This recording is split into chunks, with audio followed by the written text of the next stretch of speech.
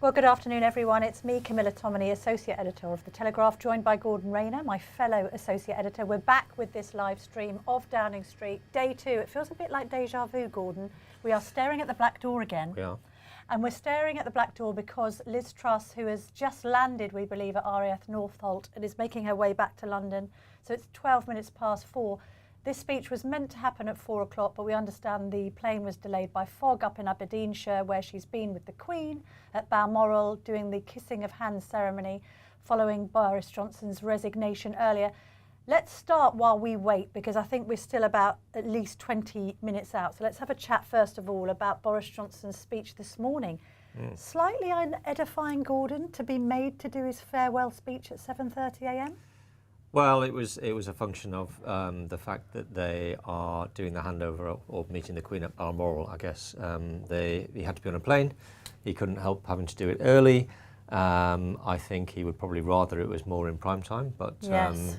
I don't think there's anything much they could do about it. But yes, you feel a bit sorry for him. He seemed desperate to get out of there. He was dragging Carrie, who was wearing a very impressive pink frock. We've done a piece on it on the Telegraph online if anyone's interested in fashion. £458, I think. But it may have been rented because she's into sustainable fashion, don't you know, Gordon? Of course, yeah. So Stella have done a piece on that if you want to see it on the website. But the point is, he seemed desperate to leave. He was basically dragging her through the crowd. So we're doing quick handshakes. He nearly pulled her into a lamppost as they jumped into their Range Rover. Andy Parsons, as ever, his resident snapper, taking the final pictures, and off they went. Well, he had a plane to catch, didn't he? Maybe he's got a deadline on his Shakespeare book that's just been brought forward. And yeah, but you and I both know that he never used to meet his deadlines. No, that's right.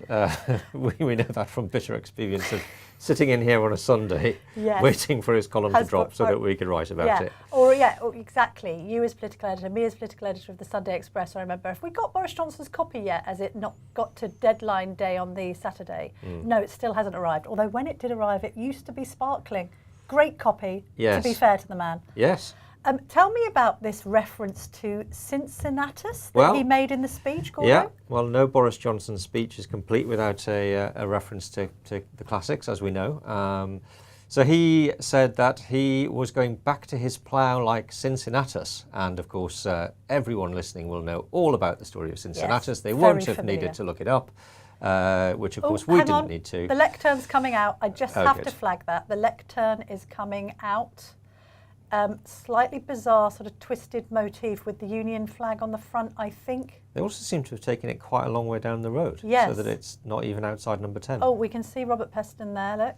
He's got his mouthpiece on, thank goodness for that. Wow. Actually listen to this commentary because it might actually be slightly more interesting than the TV pundits you're used to. She says cheekily, look at them all there, they're ready and round to go. There's a lot of them. There is too. Gordon, back to Cincinnatus. Back to Cincinnatus. So we left Cincinnatus in around 458 BC, which was when the retired senator was asked to become dictator of Rome, to repel an invasion by another tribe trying to come in from outside Rome. He did the job, got it done, and then just 16 days later, he went back to his farm to take up his plough, as Boris Johnson said, which all sounds marvellous, except there is a sting in the tail, because Cincinnatus came back. Hang on a minute. Yes, about 20 years later, in about 439 BC, as obviously you know, the Romans needed him again to quell an uprising of plebs. And so he came back, which is rather mischievous of Boris to reference Cincinnatus, because he knows that Cincinnatus came back, obviously, and so there's a bit of a cheeky little reference that he's put in there. Cincinnatus, I have to say, was admired for the fact that he refused to stay on a day longer than necessary when he'd accomplished the job he was asked to do. So maybe it's not the most appropriate. I love that he knows that everyone's going to be looking this up and then finding hidden meaning. However, it's like a little Easter egg, isn't it? Also, it's always a classical reference that only real sort of... Well, it gives us something to do, doesn't it? It does, doesn't it? Now, I've got some polling on this, though, because Chris Hopkins over at Savanta Comres has already polled whether people want Boris Johnson to return to frontline politics. What do you think the headline figure is? A yes or no there, Gordon? I'm going to go with no. No, it is no. Over half, 54%, say Boris Johnson should not be able to return to frontline politics. This is the sting in the tail, though.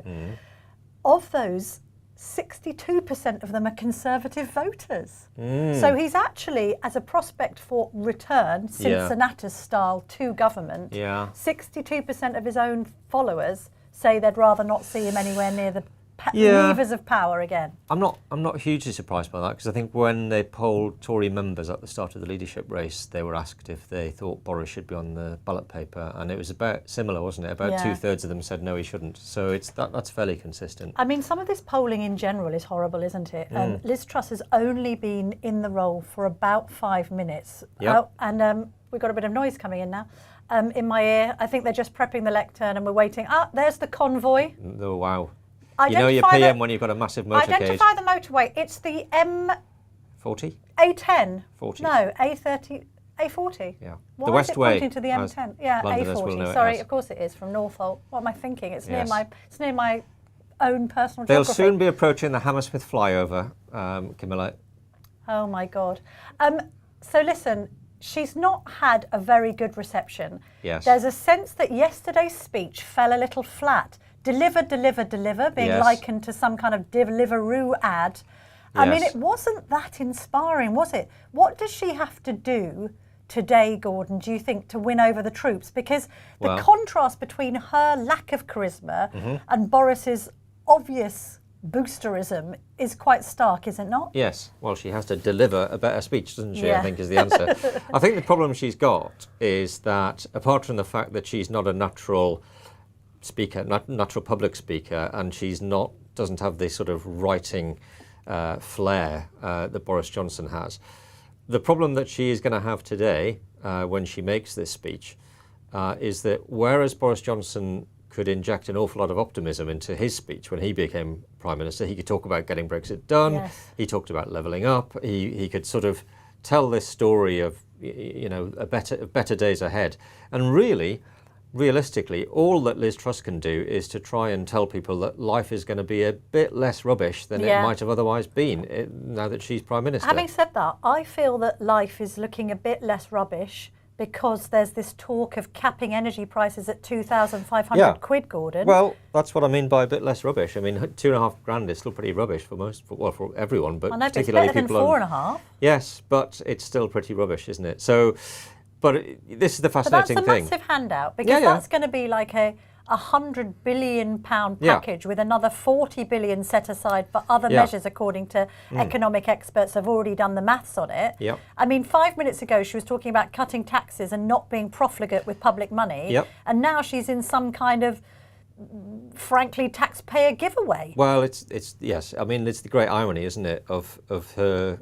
Well, probably of her entire premiership, that she is the most Thatcherite, probably the most right-wing Tory Prime Minister we've had since Thatcher. And yet one of her first acts is going to be this almost sort of, well, maybe not Corbynite, but certainly we're in that sort of territory in terms of an enormous splurge of money. It's like the pandemic all over again. Yeah, so she's going to do, unfortunately, she's forced into a position where she has to do what Labour governments have traditionally done, which is to just spend a huge amount of money and then worry about the consequences later. One wonders whether she'll be thanked for it by the electorate. Let's just bring people in here. You're watching the Prime Ministerial motorcade. It looks like a motorcade of one on the picture we're looking at. I know it does. It's like an extreme close-up on Liz Truss's actual Range Rover, but she is surrounded by Range Rovers, as is always the case with these motorcades. They're on the A40. They're coming into London from RAF Northolt, where the new Prime Minister has just landed, having kissed hands with the Queen at Balmoral. A lovely image of the Queen taken by Reuters at Balmoral in the drawing room, which looked great, with a roaring fire in the background. Well, a disappointing lack of tartan, though. I mean, apart from the Queen's skirt, there was no tartan on display. And there's no shortage of tartan at Balmoral. I know, Gordon, but I want to see it. All right, fair enough. But she looked, she had a walking stick, but she looked extremely smiley. A few people on Twitter saying, I wouldn't mind at this time of crisis sitting down with the Queen on the drawing room of Balmoral and having a little heart-to-heart. I imagine she wished she could have stayed a bit longer, frankly. Yes, I bet. Rather than face the music in Downing Street. The other reason why we've delayed this, we think, folks, is because of the weather. if it was going to be raining, then Liz Truss would have to do that first address from inside the briefing room, that bright royal blue room, which isn't exactly a hit with the voters, I don't think, Gordo. No, I think, well, the weather forecast originally was for thunder and lightning to arrive over Downing Street at exactly 4 o'clock when she was going to do the speech, which has turned out to be incorrect. But I'm afraid the sketch writers are going to be disappointed, because they'll have to find a different metaphor now, won't they, now that we've got sort of a bit of sunshine. Unless it starts overcast. raining as she speaks, and well, then it'll be a terrible omen. That would be almost like Theresa May's conference speech with the... Nothing could be that bad, Gordon, everything surely. collapsing behind her, wouldn't it? Indeed. So we're looking at Downing Street now. We're waiting for Liz Truss to arrive to deliver her speech, we think probably in the next 10 to 15 minutes. Without traffic, because when you got a motorcade... Well, how does that work? So they've got the blue lights flashing so they can just cut through the traffic? Well, yeah. I mean, I used to do that drive a lot when I used to come into London, and that is it's just a nightmare. It's a terrible journey, but if you've got policemen and outriders and motorbikes going forward to stop the traffic at all the junctions, I imagine it's probably a, I don't know, 15, 20-minute drive. But this is the strange thing, isn't it, about transition? It's the same in the royal world. You immediately become Prime Minister and suddenly the entire trappings of office come with you. So she goes up there as Foreign Secretary and leader of the Conservative Party. She comes back down a PM. What's happening behind that black door right now, Gordon? Some of her special advisors and her team are already in Downing Street, do we think? Well, seeing if the computer works, can they log on? Does my security pass work? I imagine all of that, but I would think she's probably on the phone to them as we speak, as we're watching those pictures there. I think she'll be on the phone. I think she'll be finalising possibly elements of her speech. What, this late on? Well, maybe, but certainly I think what she will be doing is trying to sort out some of the final cabinet positions, because we've had a reasonable amount of info, I think, already today about who we can expect her to appoint. But there are some positions which, as we gather, are still unfilled, and that she's struggling a bit to find people who want to do the jobs. So I imagine she wants to get that sorted out. She's not going to be sitting just admiring the view, I don't suppose. No. She will be busy. She's got a lot to crack on with. And yes, as you say, the new team will be handing over to, the old team will be handing over to the new team. Yes. There's a bit of a controversy around this new podium, Gordon. Harry Cole, the political editor of The Sun, is saying that it's very jazzy, but our own Tim Stanley is describing this podium as, quotes, a thing of nightmares, like some horror carved by a goblin.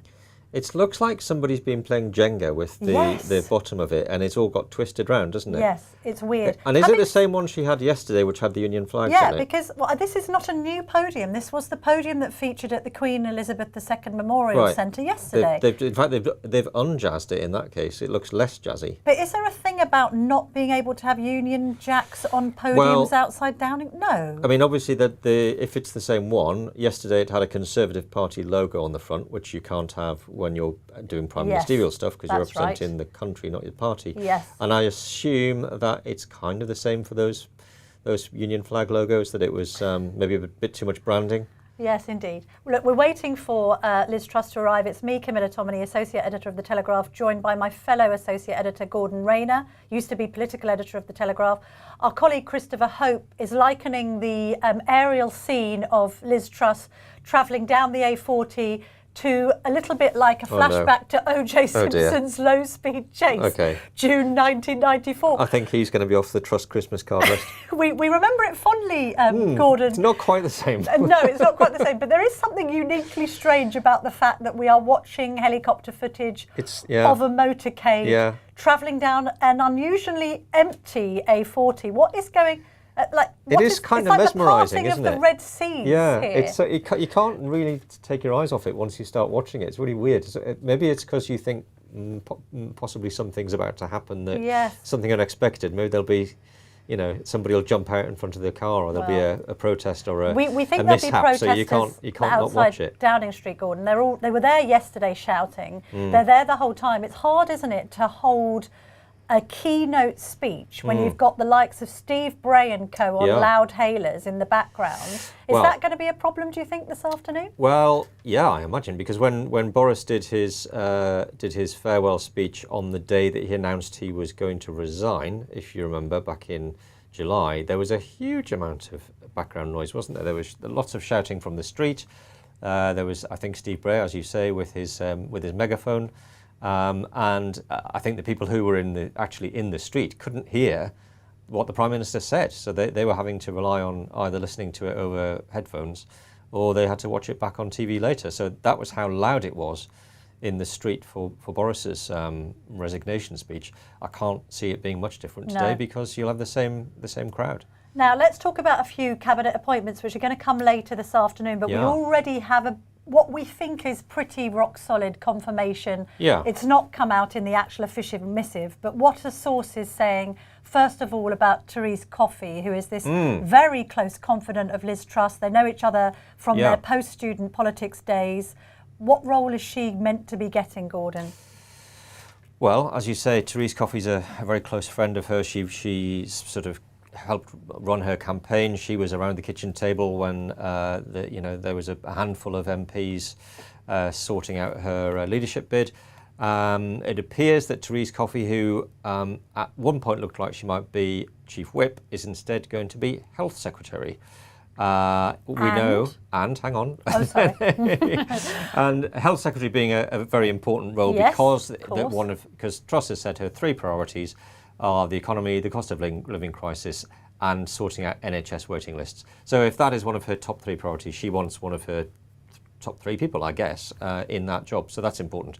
And we've been given a very strong steer, not just us, that she's always also going to be Deputy Prime Minister. I mean, that is a big promotion. She was only attending her first cabinet meeting in 2019 when she was made Secretary of State for the Department for Work and Pensions by Boris Johnson. Funnily enough, she took Liz Truss with her that day and they posted a selfie together on Twitter. They're very close. My understanding, and I wrote a piece about this for the Telegraph today, is that they're kind of yin and yang. You've got Liz Truss, who's a bit of a loner, got quite a colourful personal life. She's a kind of reactionary and a revolutionary. And then Therese, who is a staunch Catholic, unmarried. She is social. She's a convener of the party. She holds these karaoke nights, but also massively described, because she's a former scientist who did a PhD in chemistry, as a details woman. So is she playing the role of sort of Gove to Truss's Boris, except without the backstabbing? Yes, well, she'll hope. Yes, in a way. I think what's interesting is that during the leadership campaign, Liz Truss made repeated references to the fact that she had been a Lib Dem when she first started out on her political journey, and Therese Coffey is very much to the left of the Tory party. So, in that sense, there is a lot of similarity there in what their instincts tell them. So even though Truss has become this very right-wing figure, she does have that sort of quite, almost, Lib Dem, as she said herself, sort of background from years gone by. And Therese Coffey is much more, as I said, towards the left of the Tory party. So, yes, you do need a broad church, I think. You need people who are not going to just be sycophants, and that was the criticism of the Boris Johnson cabinet, wasn't it? That he appointed people based entirely on whether they were going to be yes men and women, on just how loyal they were to him, and I think that Truss is going for people who are loyal to her, but not necessarily people who are just going to say yes to everything that she suggests. Well, take me through your notes here, because you've made some about who's in and out as far as we can tell right now. Well, so the top jobs have been set in stone for quite some time, we think. So Kwasi Kwarteng as Chancellor. We've got Ben Wallace staying at Defence. We've got James Cleverly coming in as Foreign Secretary. Suella Braverman as Home Secretary. That much we've known for quite a while. Therese Coffey as Deputy Prime Minister, we've just discussed. Some interesting new information that's been coming out today. We think that Penny Mordaunt, who, as we reported on the front of the paper today, has been very strongly lobbying to be Deputy Prime Minister herself, who is going to be, I'm afraid, disappointed.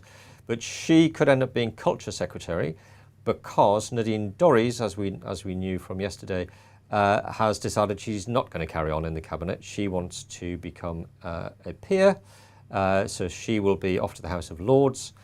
So that leaves a vacancy at Culture, which may well be filled by Penny Mordaunt. Whether she'll be happy with that or not, we don't know. Whether she's going to fight it or not. As we know, quite often people are, even at the last minute, trying to jockey for bigger positions. Yes. Same story with Ian Duncan Smith. We thought that he was going to be perhaps leader of the House, that he was going to be brought back into the cabinet as a wise old head. He said no. He doesn't want to be leader of the House. He wants a department. She's not offering him a department, so he's off. What's this all back to the about, backbenches. Gordon? Is it right for these people to be rejecting big jobs in a time of crisis? Well, they're not big jobs as far as they're concerned. Well, I'm afraid. on now. I mean, I don't know what I feel about this, but I feel that if you're asked to step up to the plate as an elective representative, you shouldn't be too picky, should you? Oh, far be it from me to criticise Ian Duncan Smith, Well, I Camilla, wouldn't like or to- indeed Lord Frost, I wouldn't Telegraph like columnist, both who of was them- also turned down. Both of them Telegraph writers, Yes. and we respect them for that. But I'm merely making the point, how does that look to the electorate? Oh, this job isn't big enough for me. Well, it's not a great look, I don't think, but I guess in doors both opening. with both No, nothing's happening. with both Ian Duncan Smith and Lord Frost, they are not out. They're not at the start of their careers, are they? I mean, No. and I guess maybe they just don't feel it's worth the stress of Yes. taking on a cabinet role unless it's actually going to be quite a meaningful one. So there you go. No IDS, no David Frost, no Nadine Dorries. On the peerage front, actually, is Boris Johnson going to do a resignation honours list then? He is. And it will still stand, will it? It will, yes. It can't be challenged. Don't so ask me the timing of it. No. But there will be resignation honours. So we will see undoubtedly a lot of his Downing Street staff getting gongs. Lee Kane, Who P.O. knows? Watson, We could be talking about Ross Lord Kempsell. Kane. Could be talking about Sir Lee Kane. We could be Sir talking Lee about Kane? Goodness me. You never know. We're joking about this simply because we did know Lee very personally. Yeah. And he used to be on the Mirror and then he became Downing Street Communications Secretary. Lord Cummings. I Maybe don't not. think that's going to happen, is it? No. Wouldn't it be great if it did, though? Yes. What he would do, though, even if they were still on good terms, is he'd be offered the honour and then he'd reject it publicly in his Substack, or whatever it's called. Yes. Is well, it if called they a were still on, Substack? apparently. I'm not down with the kids If enough. I think if they were still on good terms, he probably would accept something. But just because he would love to be that disruptor, wouldn't he? Imagine if he was in the House of Lords. Disruptor My with goodness. Oh my Lord alive. Right, we're now in a 20-mile-an-hour zone, so we must be much closer into central London. You're listening to Camilla Tominey and Gordon Rayner on the Telegraph live stream of the Prime Minister, the new Prime Minister Liz Truss, making her way through the streets of London to Downing Street, where we are preparing for her keynote landmark maiden address to the nation as Prime Minister. She did give a speech yesterday, a brief speech of only a few minutes, which was slightly underwhelming. So we're hoping that this one surpasses expectations. How do we think she's been presentationally, Gordon? Because she did keep on saying this thing during the hustings. Oh, I might not be the slickest presenter on the platform. Yeah. She's sort of doing herself down because actually I think she's proved to be a better communicator through the campaign than we might have thought she would be at the beginning of it all. She's got better, but she can still. There's still a lot of room for improvement, I think, isn't there? I think the reason she kept on making those references to herself not being, the most polished was because she was up against Rishi Sunak, who is a very polished communicator and who's very energetic and very confident and very natural. She doesn't come across as being any of those things when she is speaking in public. But we did see during the course of that campaign that she did seem to relax into it a lot more. Yes. She seemed to grow in confidence. I think really what she needs now is she needs a good speechwriter. Yes, she does. She needs someone who can, maybe not reach quite the sort of rhetorical heights of a Boris Johnson, but certainly... Although Boris Johnson's got more time on his hands. Yeah, well... Imagine if he could... Trouble is, anything that Boris writes, you can tell it's Boris, and Yes. therefore that would defy the point. Also, he's got his books to write He's got now. a lot of books to write. He's got memoirs to write, which supposedly he wants to get done by Christmas, which seems like quite a tall order. Yes. He's got a Shakespeare book to write, which he's been putting off for his entire premiership. And he's got speeches to write that he's going to get paid a lot of money for, I would imagine. So he's got lots of writing gigs already lined up. I don't think we're going to see him as her speechwriter. Quick one, Gordon, just because I think we're nearing the point at which we're going to see a car emerging in Downing Street. Who is Wendy Morton and what job is she tipped to do? Well, Wendy Morton is to be the chief whip. So we knew from quite a long way back that Liz Truss was keen to appoint a female chief whip. That was part of the reason that people thought it was going to be Therese Coffey. We now know it's not going to be Therese Coffey, we don't think. And Wendy Morton is an interesting one. She's not particularly well known, but crucially, she was one of those MPs that I mentioned earlier who was around the kitchen table when Liz Truss's leadership bid was being prepared. So we should have seen it coming, really. She was bound to get some kind of reward, but maybe we thought she was going to get a sort of second-tier ministerial post. But Chief Whip, it's a very important job, and I guess Truss needs someone who is going to be her eyes and ears in the party, who she trusts 100%. But it's the first female Tory to hold that post, although Labour women have held the post. That's an interesting sort of walk towards modernity. Quite a lot also been made, Gordon, of the idea that none of these 4 most senior positions of state are going to be held by so-called male, pale and stale candidates. James Cleverly, a man of colour, Suella Braverman, a woman of colour. We've got Kwasi Kwarteng, who's a black chancellor for the first time. Look, here's some of the team now waiting in Downing Street. So Nadeem Zahawi is also there with Ben Wallace. What role do we think Nadeem Zahawi might get, Gordon? Well, I had him down as health in my original list, which is now proving wronger by the minute. But we think perhaps Chancellor of the Duchy of Lancaster now, because that was the role that was going to be offered to, or was indeed offered to David Frost, which we now know has been turned down. Zahawi doesn't seem to have been linked with any other jobs, so that seems to be as likely as not. He's very well respected in the party and the cabinet. He's a nice guy. People like him. They think he's solid. He's got a background in business. There's Jacob Rees-Mogg joining the fray. Oh, and Anne-Marie Trevelyan there in pink. Yes. Now, she initially supported Penny, didn't she? But is she going to get a role in this cabinet, do we think? Yeah, we think that. So she's International Trade Secretary at the moment. There is, the latest thinking is she might be moved over to transport. Yes.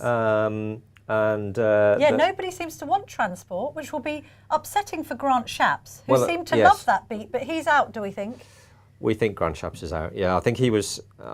Look, there's an outside chance she may keep him in as to do something, but he was the most marginal of the cabinet ministers who I put on my list of people who are going to be out of the cabinet. Yes. But it doesn't look. Nobody's talking about him. He supported Sunak, but he was never attacking of Liz, and actually he's quite a competent minister in the sense that he seems to get things done. But nobody's leaked any suggestion that he's got a job. So there's talk of Kemi Badenoch maybe at Transport, in this idea that she'd be good at taking on Mick Lynch and the unions. Yeah, that's right. There's been, Kemi, we still don't really know where she's going to end up. No. She's the only one that Liz Truss basically said in the campaign, I will give her a job. Oh yeah, we'll see her doing something, but we're still not sure what. There has been talk, lots of talk about her maybe being Education Secretary, which was dismissed early on because apparently she didn't want the job. She didn't want culture either. Why? Didn't want culture because she didn't want to become the Culture Wars Secretary. So she said no to that. She's good at Culture Wars. Yeah, that's the whole point now. I think she doesn't want to only ever be known for Culture Wars. She feels like she's kind of done the Culture Wars bit. Right. She's got that in her locker and she wants to prove. The Culture Wars never end, Gordon. That's right. You've got to keep up the good fight. Yeah, but it's a bit typecast, I suppose, isn't it? That's the problem. Yeah. So she could end up being education. We hear that Truss that's been one of the hardest positions to fill. Maybe she'll go back to Kemi and say, look, I really need you to do education. Can you just, and maybe she'll say yes. I can see Jake Berry there, who's associated with the Northern Powerhouse under David Cameron. He's tipped for party chairman, I think, Gordon. That's right. You're watching the scenes in Downing Street as MPs and staff are waiting for the arrival of the new Prime Minister, Liz Truss. I can see a number of the 2019 intake there, Chris Loder at the front, Deanna Davidson. Alex Shelbrooke isn't 2019, but he's still a rather newer MP than, say, the likes of Jake Berry, who's standing there, and Jacob Rees-Mogg. Behind Ben Wallace, yep. Ben Wallace there. Notable by their absence are two key players in the previous administration. And I'm not referring to Boris Johnson, but I am referring to Priti Patel and Dominic Raab. Nowhere to be seen. Their cabinet careers over, Gordon. Yes, along with Michael Gove and Rishi Sunak. Indeed, some big names on the political scrap heap. And I guess if you think back to when Boris Johnson became Prime Minister, he culled something like 14, I think it was, of the cabinet then. So it's not by any means unprecedented for a new Prime Minister to have a huge clear out. But what we've seen is a pretty brutal leadership campaign where I mean, there were shots fired on a daily basis, weren't there? It never ceases to amaze me how brutal politics is. You know, one day you're cock of the walk, the next you're a feather duster. Boris Johnson departs. Obviously, he keeps his security, but then now has to carve out a new life. You know, but then I'm sorry to name drop, but I once bumped into Tony Abbott, the former Prime Minister of Australia, in a standard class carriage on a train coming back from a party conference. Yes. And I was sitting opposite him and I said to him, Tony, I don't want to be disrespectful, but the last time I saw you, you were accompanying William and Kate on a tour of Australia. Yeah. Now you're in a standard class carriage. Yeah. And he turned around and said, well, mate, you know, politics never ends well. No. And there's nothing so ex as an ex-Prime Minister, is there? Exactly so. Right. We think we're waiting for we're nearly close to the big moment of Liz Truss's reveal here in Downing Street. You're listening to me, Camilla Tominey, Associate Editor of The Telegraph, and my colleague Gordon Rayner, also Associate Editor. We can see that motorcade there coming through the streets of London. We're not far off now.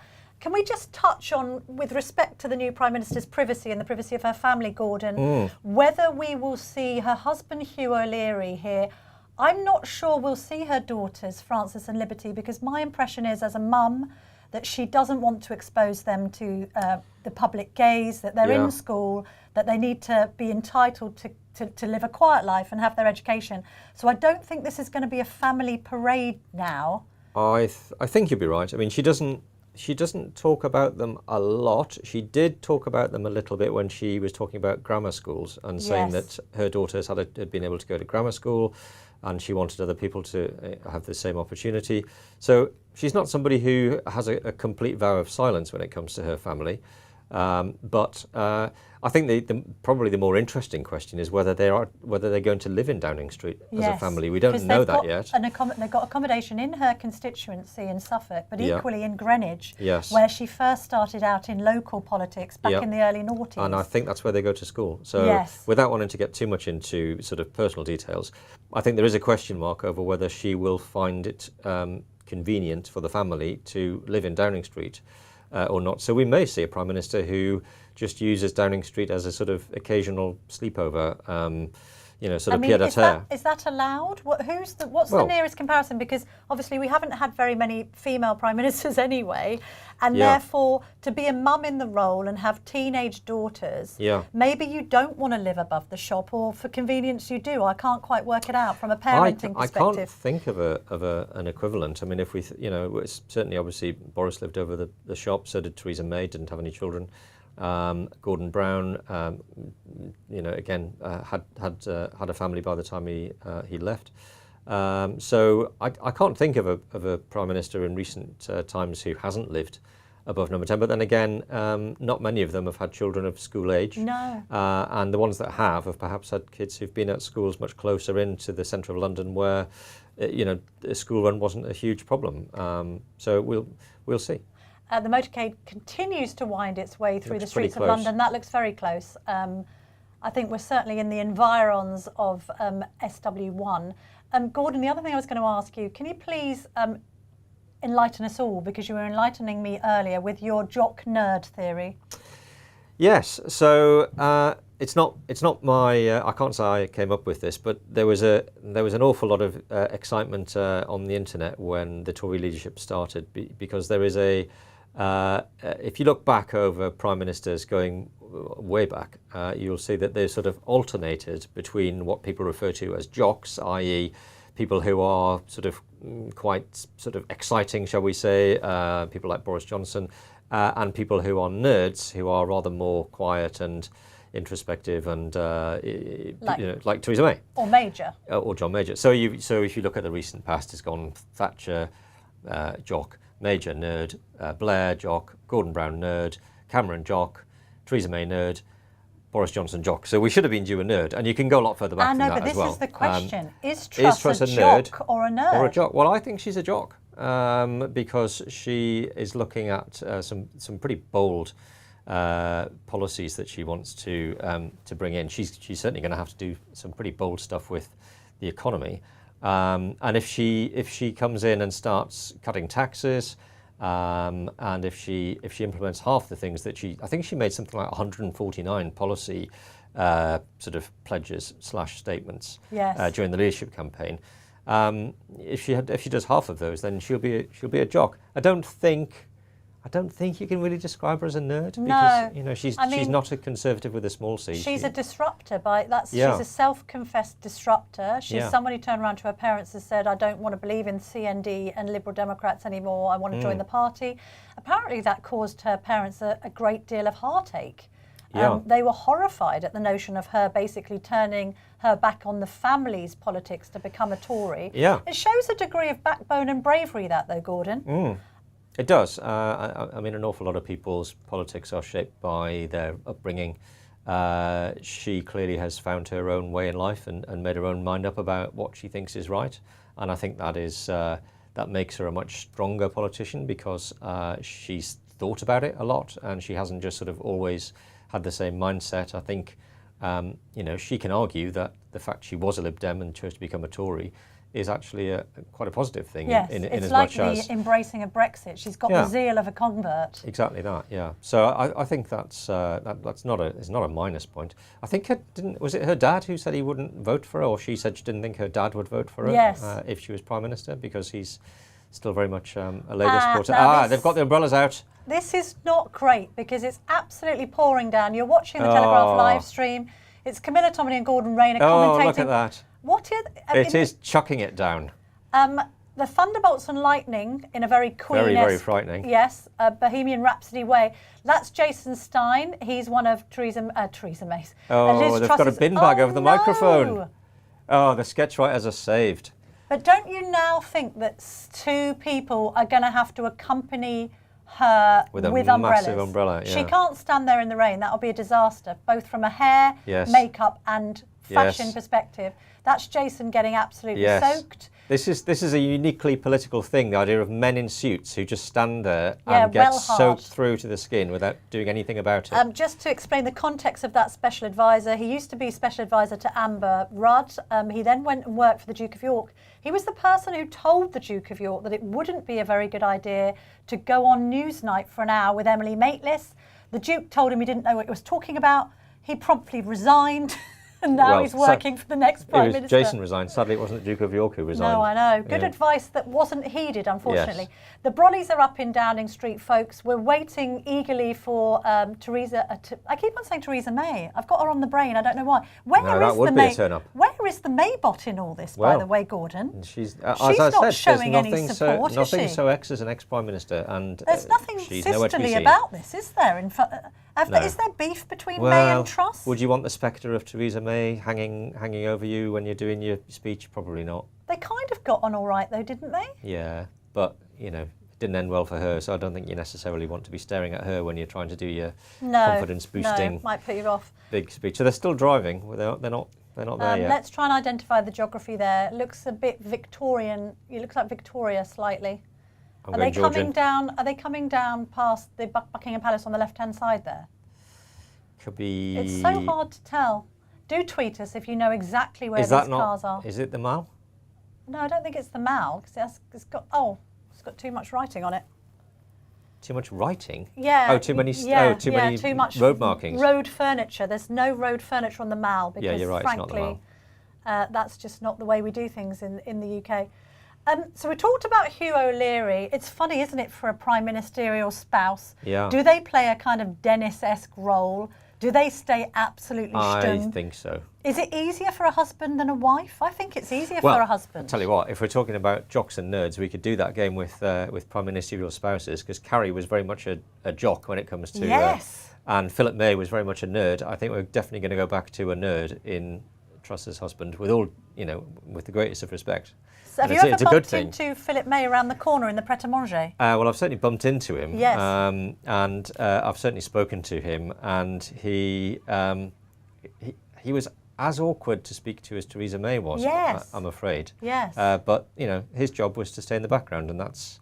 Oh, it is absolutely it's pouring down. I'm going to do a quick weather check to see how long this rain is going to last. Oh, dearie me. We can hear it now. Do you think they'll move this inside, Gordon? Oh, there's lectern movement. Hang on a minute. Oh, dear me. In it goes. Well, the assembled press there are not... Are they just moving it to keep it dry? Are they going to bring it back out? It looks like they're just sort of borrowing the canopy of people's umbrellas to keep the lectern dry. It's 4:51 now, by the way. Wow. Folks, you're watching the Telegraph live stream. It's Camilla, Tominey and Gordon Rayner bringing you this commentary from a very wet Downing Street. Well, thankfully we are not in a very wet Downing Street. We're in a dry studio. Liz Truss is meant to be giving her keynote maiden speech outside the laminated black door of number 10, where only hours earlier today Boris Johnson said farewell after his 3 years in office. And it's absolutely pouring down.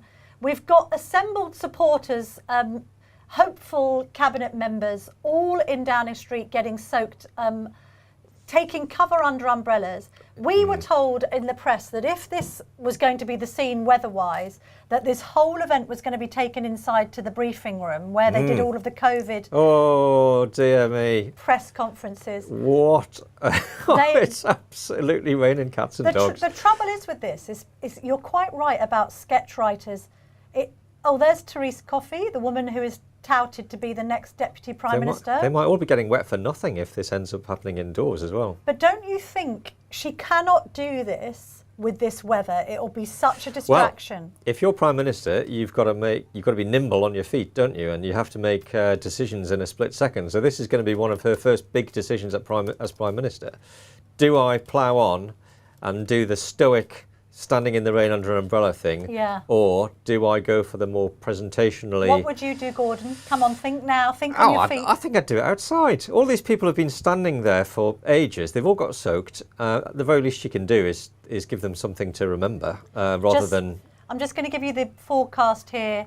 57% chance of rain continuing to 5 o'clock, 55% chance of it continuing to 6. It is not going to stop raining, folks. Therefore, well, she's still driving.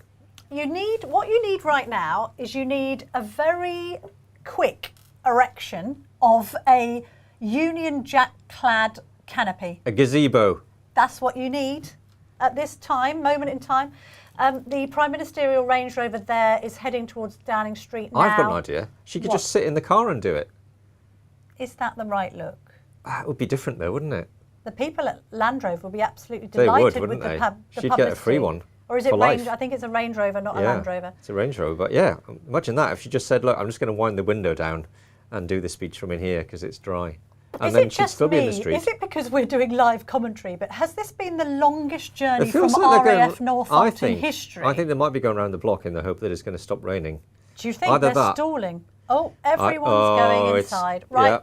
So, ladies and gentlemen, watching this Telegraph live stream, we've got the scene outside Downing Street of people now hurriedly rushing inside because I think that Liz Truss's speech now looks like it is going to be presented from the briefing room inside number 10. Tell us about the background to that, Gordon, because it didn't exist. It was the scene that cost Allegra Stratton her job. Yeah.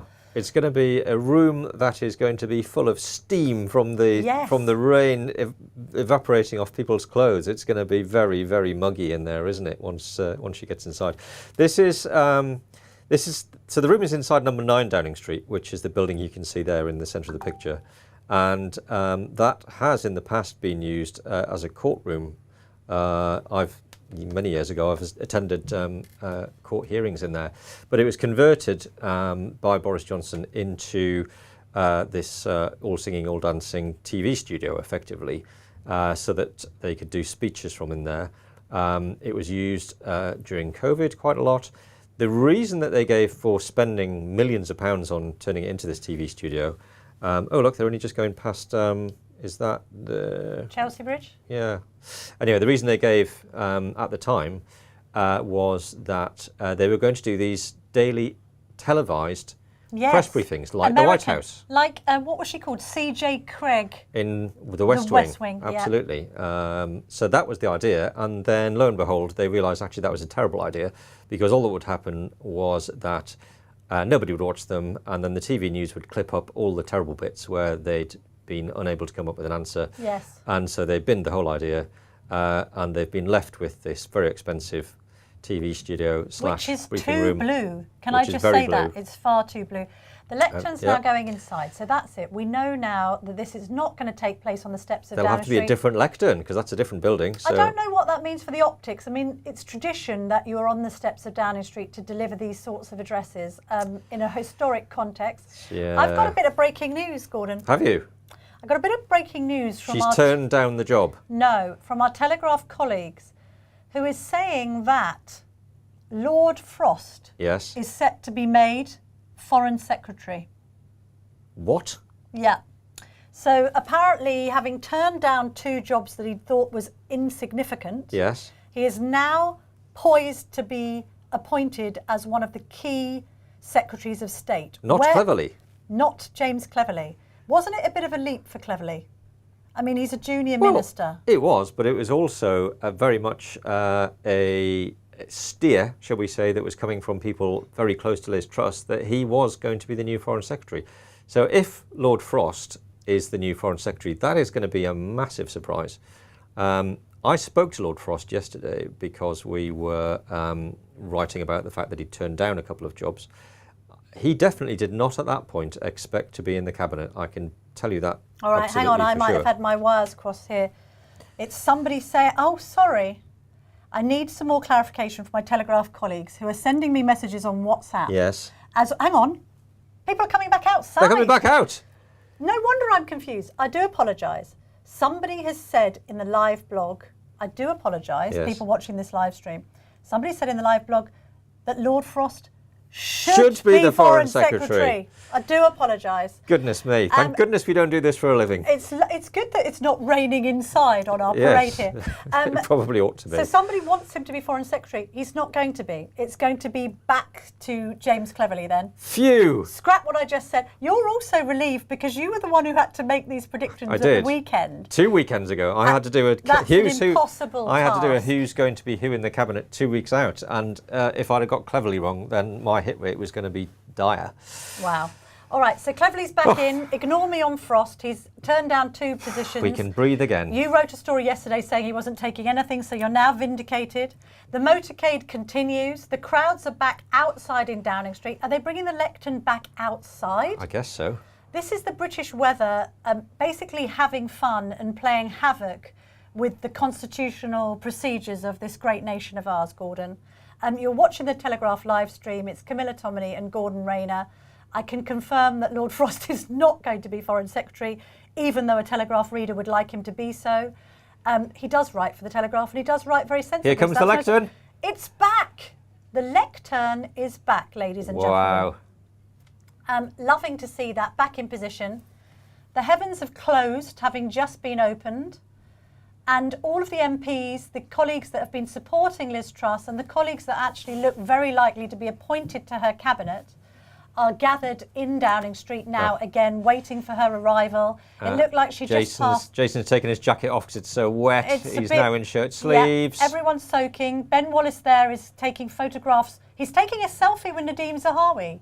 Brandon Lewis is looking on with envy. Why aren't I included in this selfie? He is thinking. Last picture. Can I just say, Gordon, I just want to make a sartorial point because you are somebody that takes great pride in his appearance and his ties. Not for me to say. Isn't pink the order of the day? Looks like it. I'm wearing lilac, so I'm, well, it's not the order of the day for me. But yes, there are a lot of pink outfits being worn by some of the ladies in Downing Street. We had Carrie in pink. Yep. We had Deanna Davison in print. We've got, to be fair, it's Anne-Marie Trevelyan. Beth Rigby's in pink, I can see her.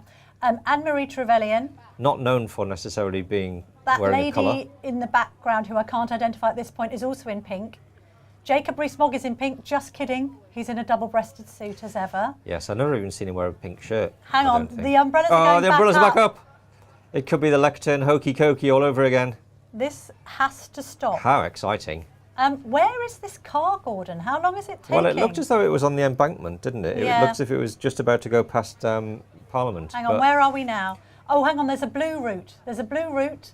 Maybe she's got one of those dodgy taxi drivers who, like, takes you on a massively long route just to charge you extra. But she is by Vauxhall Bridge, I think. She's by Vauxhall Bridge. You know that big glass building? Yeah. This doesn't feel to me like the quickest route from Northolt to Downing Street. Are you suggesting she's on some sort of meter? I think, yeah. Do you think somebody's charging by the minute? I think she's hired an Uber driver who's trying to make an extra few quid. Do you know what? I've got a question. Do they have to pay the ULEZ and congestion charge? And if not, why not? I read the other day, and in fact I wrote this in copy, that Yes. Sadiq Khan, the London mayor, gets convened around the capital in a £300,000 armour-plated Range Rover Yes. and doesn't pay the congestion charge or ULEZ. How is that fair, Gordon? Well, you could have knocked me down with a feather, Camilla. Fancy a politician being slightly hypocritical about a policy that affects everybody except themselves. I don't know is the answer. My hunch is that they are probably exempt. But they're all going to be driving Audis soon, aren't they? So are they going to be driving Audis supposedly, soon? Tell me about that. I didn't know about that. Well, they're going to get rid of the ministerial jaguars. That's Millbank, isn't That's it? Millbank. There's a Pizza Express down there, and sometimes there are parties News held you in can that use. building. Yeah. There's a Pizza Express on the corner. The Duke of York could be there as we speak, Yes, not quite. sweating over a margarita. No. We're very close now. The cars are coming down Millbank. We're expecting Liz Truss any minute now to now speak outside. There's been some rain disrupting play, as is ever the case in Great Britain.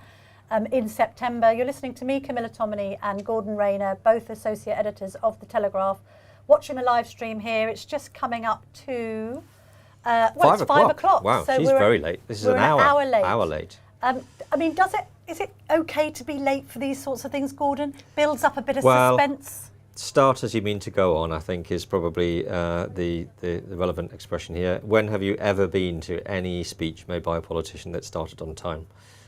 So she may as well, get people used to what they can expect in the future. I think it's not her fault.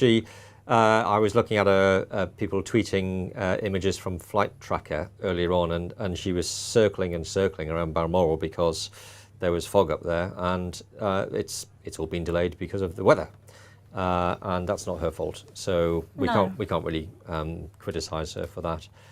We probably can criticise her driver, who, as we say, seems to be going around the houses, taking the really scenic route. Maybe he's doing the knowledge at the same time. Might be. He's double teaming in this cost of living crisis. He's thinking, how can I earn some extra bunts? Or maybe she's having to tell them to go the long way around because she's having to do some last-minute rewrites on her speech. Lots of MPs here are trying to get into other people's selfies. Alex Shelbrooke there, who incidentally, during Boris Johnson's last PMQs, I saw hold his head in his hands and do a throat-cutting gesture, which was indicative of the fact that the Prime Minister's days were up. Yes, he's a friendly chap. Yes, bless him. He's standing there with Deanna Davidson, so there's a bit of a mash-up of different constituencies and MPs. It's quite a shrewd move, isn't it, by Mark Fulbrook, who has masterminded Truss's campaign, to have a number of MPs signing up late to her campaign. I know that it's self-interested people wanting jobs, but it also creates the impression of more support in the parliamentary party.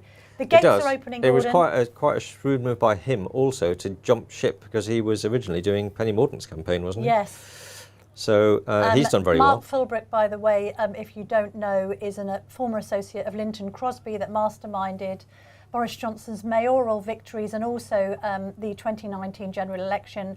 Fulbrook has been working on Liz Truss's campaign for some time. He is tipped as well to be central to her administration, Gordon. I think talk of him being chief of staff. Yep, and nobody's disputing that. I think that seems pretty much nailed on. Yeah. He's been advising the Tories since the days of Margaret Thatcher. I think he first started working in their policy unit in about 1988. And then he carried on through the first couple of years of John Major. So he's a very, very old hand in terms of Tory policy and strategy.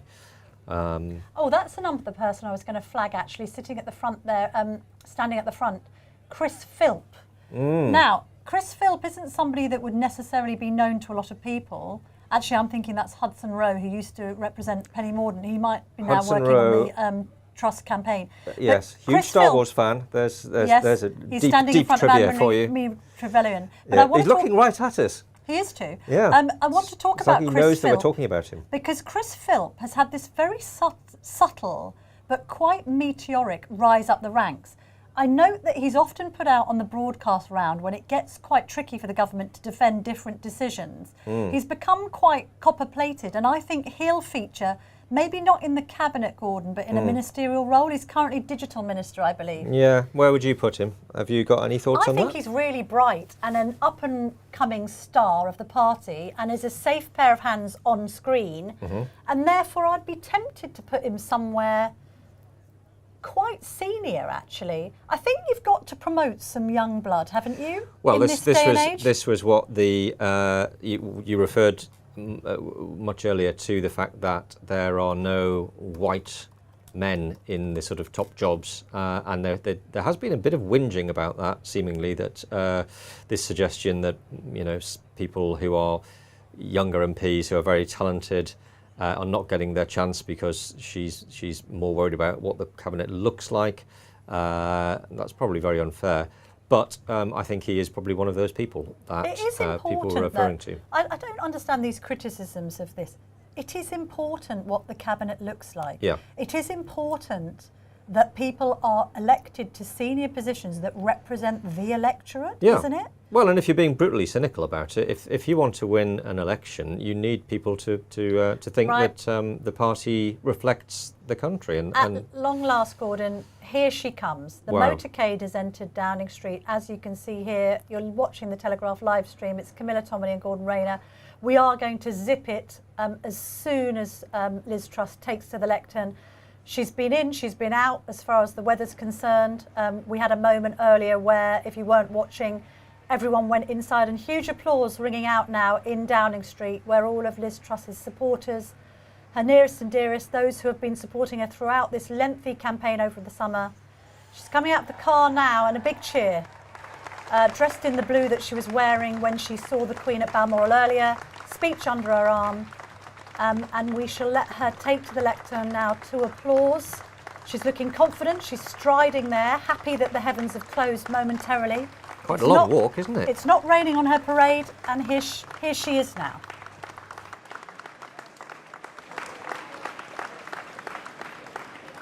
Good afternoon. I have just accepted Her Majesty the Queen's kind invitation to form a new government. Let me pay tribute to my predecessor. Boris Johnson delivered Brexit, the COVID vaccine, and stood up to Russian aggression. History will see him as a hugely consequential Prime Minister. I'm honoured to take on this responsibility at a vital time for our country. What makes the United Kingdom great is our fundamental belief in freedom, in enterprise, and in fair play. Our people have shown grit, courage and determination time and time again. We now face severe global headwinds caused by Russia's appalling war in Ukraine and the aftermath of COVID. Now is the time to tackle the issues that are holding Britain back. We need to build roads, homes and broadband faster. We need more investment and great jobs in every town and city across our country. We need to reduce the burden on families and help people get on in life. I know that we have what it takes to tackle those challenges. Of course, it won't be easy, but we can do it. We will transform Britain into an aspiration nation with high-paying jobs, safe streets, and where everyone, everywhere, has the opportunities they deserve. I will take action this day and action every day to make it happen. United with our allies, we will stand up for freedom and democracy around the world, recognising that we can't have security at home without having security abroad. As Prime Minister, I will pursue 3 early priorities. Firstly, I will get Britain working again. I have a bold plan to grow the economy through tax cuts and reform. I will cut taxes to reward hard work and boost business-led growth and investment. I will drive reform in my mission to get the United Kingdom working, building and growing. We'll get spades in the ground to make sure people are not facing unaffordable energy bills, and we will also make sure that we are building hospitals, schools, roads and broadband. Secondly, I will deal hands-on with the energy crisis caused by Putin's war. I will take action this week to deal with energy bills and to secure our future energy supply. Thirdly, I will make sure that people can get doctor's appointments and the NHS services they need. We will put our health service on a firm footing. By delivering on the economy, on energy and on the NHS, we will put our nation on the path to long-term success. We shouldn't be daunted by the challenges we face. As strong as the storm may be, I know that the British people are stronger. Our country was built by people who get things done. We have huge reserves of talent, of energy and determination. I am confident that together we can ride out the storm, we can rebuild our economy, and we can become the modern, brilliant Britain that I know we can be. This is our vital mission to ensure opportunity and prosperity for all people and future generations. I am determined to deliver. Thank you.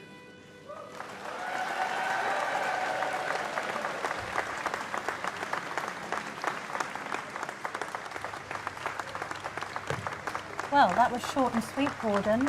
Liz Truss speaking just for a few minutes. She's there with her husband, Hugh O'Leary, standing outside the door to number 10. Their new Home Office from day one. Talked very much again about delivery there, Gordon, repeating the sentiments that she expressed yesterday in the Queen Elizabeth Memorial Centre, where she said, deliver, deliver, deliver. Just talk us through some of the main points, Gordon, there, do you think? Yeah.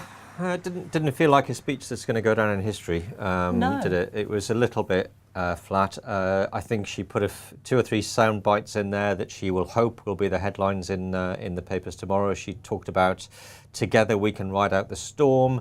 She talked about as strong as the storm may be. I know the British people are stronger. She also said, of course, it won't be easy. I think there was quite a lot of more of the same in there, and that's not really her fault. She is still standing on the same manifesto that the Tory party was elected on in 2019, so she can't really come out and make huge new promises of things that are completely brand new. So she said that there were 3 main things that she was going to do. She said she's going to get Britain working again through tax cuts and reform. She said that they're going to get spades in the ground to make sure that people are not facing unaffordable bills. Secondly, she said that she was going to deal with the energy crisis, and probably the most striking thing she said was, I will take action this week to tackle people's energy bills. So I think we sort of expected to see something very soon, but she's confirmed that we will see something this week.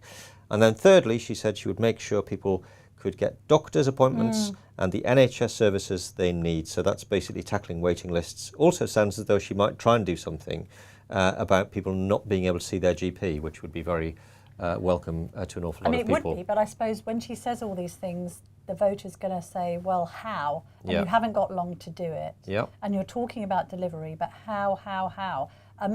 There is a sense that she's in a rush, and she thinks that the processes, the levers of government work far too slowly. Yeah. So there's a degree of urgency. But my God, she's got to deliver on this visibly in very short order. The announcement about the energy bills then, I mean, we have to have that. There was talk about her setting out this policy platform on Monday. That's not soon enough, is it, Gordon? She's going to have to come out with this by the end of the week. Yeah, and she said she would. And a big gesture like, do we think capping prices at £2,500? Well, that's what we're told. I mean, I think the interesting thing will be the detail of how she's going to pay for it all, whether it means that people are going to be paying back some of that money themselves over the longer term. Obviously, we'll all pay it back ultimately through tax, but you know, whether she's going to try and claw back some of that money by the reform that she's talking about to try and shrink the size of government and try and get some of that money back, we don't know yet. So I think we can expect a huge intervention. There's figures of 200 billion being bandied around for the amount of money she's going to have to spend pretty soon if she wants to do all of the things that she says she's going to do. But the calculation on that politically is, well, people who are on the right are going to stick with her even if they think that she is splurging too much money, because who else do they go to? They're not going to vote for Starmer or Davey. Therefore, she squares them off. And then a huge financial offering to those in the most desperate need.